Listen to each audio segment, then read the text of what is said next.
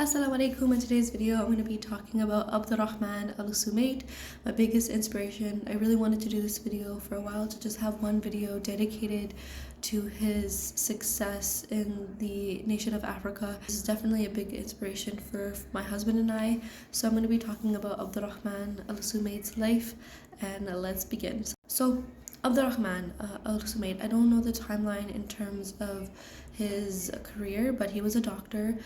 He did a few different pathways. He went to Canada, and he also went to another country to study. So he went to study in tropical diseases as well as stomach gastrology, I don't know how to pronounce it, and then also internal medicine. But he basically practiced a little bit, but he was called in wanting to help other nations, and he was actually pulled to Malawi.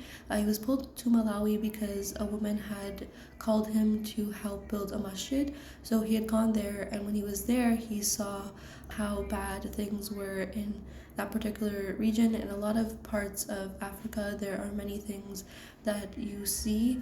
So the three things that he saw the lack of was medicine, healthcare, and water. Along with that, there's drought, famine, and there was colonial exploitation. Also noticing that yes, Islam was in this country, but it's definitely has been watered down, or there was innovations that were occurring when he would go into particular spaces.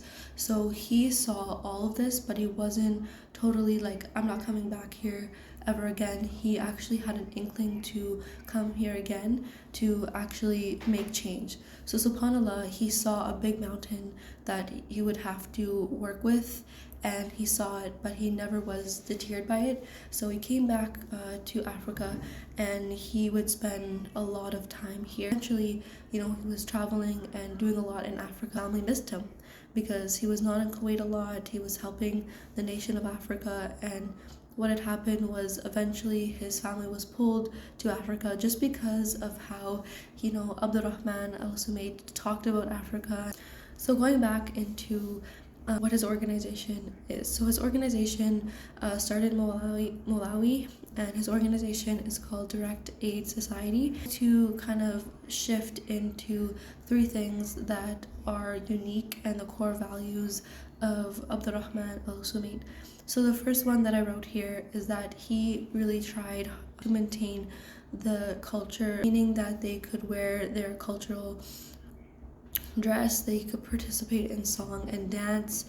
He also made sure that the people who were educated would come back and help out their community and not just go abroad and stay abroad. He really made sure that if you were to go to university, you would come back and you would change something, with maintain change within your nation. Be successful in life so that I can help my people there outside my place, my mother, my family, and the country at large, and Muslim world at large. He also understood tribal norms, so he was very educated in that realm. That's why he's very unique, because a lot of organizations, like Christian organizations, will give you food if you convert to Christianity, but that was not like what Abdurrahman Al-Sumait was doing. He made sure that non-Muslims and Muslims were given food, and he was just really trying to make the light of the community still there, which was never to take away what they were already doing that was not displeasing to Allah. His main goal was to keep that society to develop. A lot of scholars will say this, and even Dawis, what's really important is the relationship between you and the other person, or interrelationships, right? Those are where bonds are developed and can go help society even further. So that's what I've noticed about Abdurrahman Al-Sumait, is that he made sure to maintain relations and not trying to force upon anything to the community, right? He made sure that he became close allies with them, and there was like a community sense, because that's actually how striving can happen. It's not that you provide them the services, but you provide them outlets that they can actually bond with their fellow community members. The second quality that I wrote here that's really unique about his organization and who he was, subhanAllah, was that he planted seeds and then helped them grow. He said, we started projects which help poor people stand on their 2 feet. We don't offer money, rather cattle to look after, help set up shop, and bicycles, provide bicycles to transport. So this is one way in which he would plant seeds, meaning that he wouldn't just give them everything. He made, one thing of benefit. In terms of the organization, he really made those seeds flourish inside a community. And he also did this with the deen. SubhanAllah, he converted, I believe, in the millions. He didn't do this, by again eradicating the culture and forcing. Number 3, subhanAllah, I'm going to be putting it right here.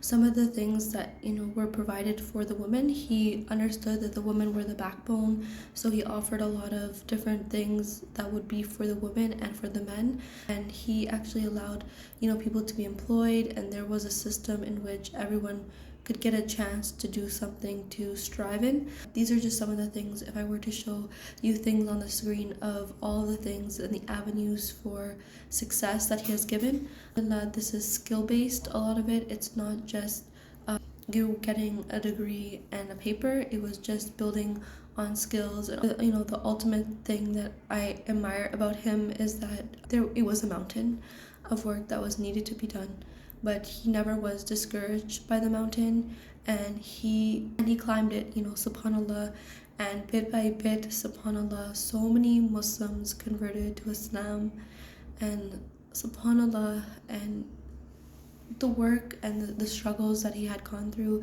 He got so many different diseases. He went in feces water. He also went in harsh climates to create change. SubhanAllah, he was the one who was blood, sweat, and tears.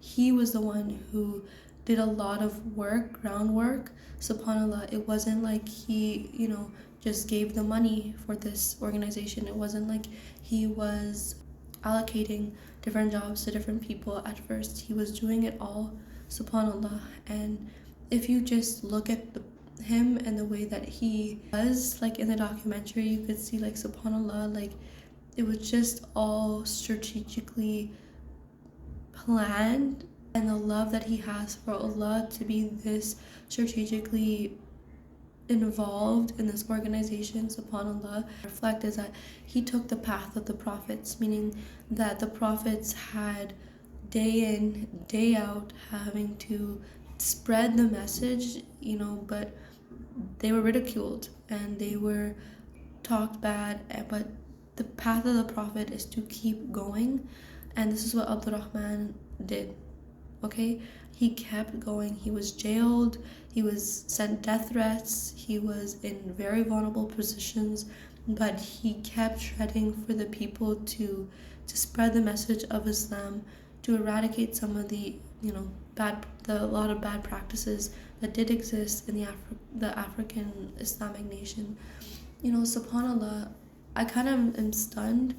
I have notes, but I just want people to research more about Abdurrahman Al-Sumait, because honestly, we need that motivation, like that inclination that he had at a very young age, his wife encouraging him to pursue this inkling of like, we can do more than just get a 9-to-5, subhanAllah. And it has inspired my husband especially, and we want to do the same thing in the West. Stepping into a nation like the West, it is challenging. It seems like another mountain to put people in, to donate more of their time. That's hard. Like, donation of time is really hard in the West, subhanAllah. And we hope to create change like Abdurrahman Al-Sumait, not just admire him from afar. Want to be able to do something when you see something so great like what his work Abdurrahman Al-Sumait has done. So if you guys are interested, I will be putting the organization's Instagram below. He did pass in 2019. May Allah be pleased with him. organization is all in Arabic. You know, they really only focus on donations from the Arab world. I do believe that they do accept donations, but everything is in Arabic. They've really tailored their donations towards that way. They don't ask for multiple, like they were very, you can hear how he asked for donations. He was very selective on who donated. But yeah, anyways, assalamu alaikum wa rahmatullahi wa barakatuh.